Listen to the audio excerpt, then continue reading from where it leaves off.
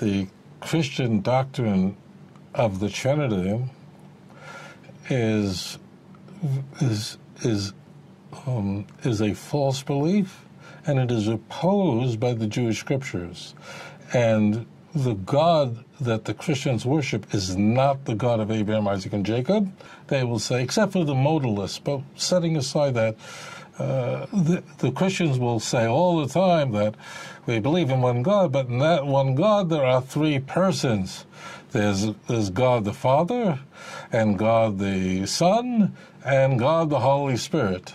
The church, rightfully, in the 4th century, they had to essentially jettison the idea that the doctrine of the Trinity can be explained logically and can be understood. And the church father described it as the greatest mystery. Judaism, there can be mysteries in the Torah, of course, but there can't be contradiction.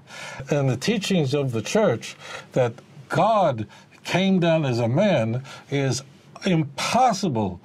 The doctrine of the Trinity is a self-inflicted wound of the church. It is a doctrine that was developed. The Christian doctrine on the nature of God is complete idolatry. I want to just say this because I'm going to get emails, 1,000 emails from Christians who reject the Trinity, and there are such people.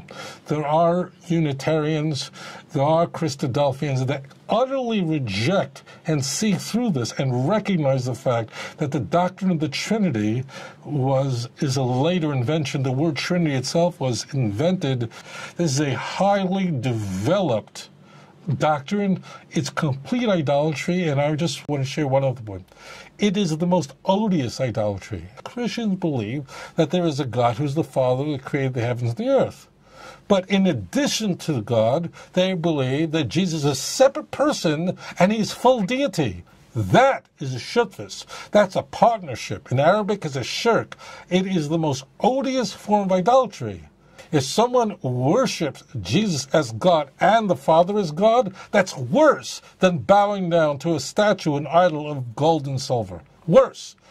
I debated a fellow, I'm not going to say his name, I don't like to do that, but I debated a fellow on television, actually it was a Christian TV show, who he's an apologist, and he admitted that in fact the doctrine of the Trinity appears nowhere in the Jewish scriptures. We don't have the doctrine of the Trinity.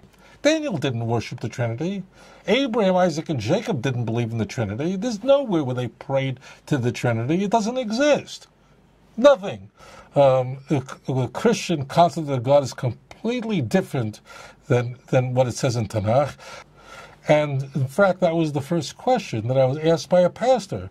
He says, how could we in any way bridge the gulf between the belief in the Trinity and real monotheism? I said, you can't. And he was shocked.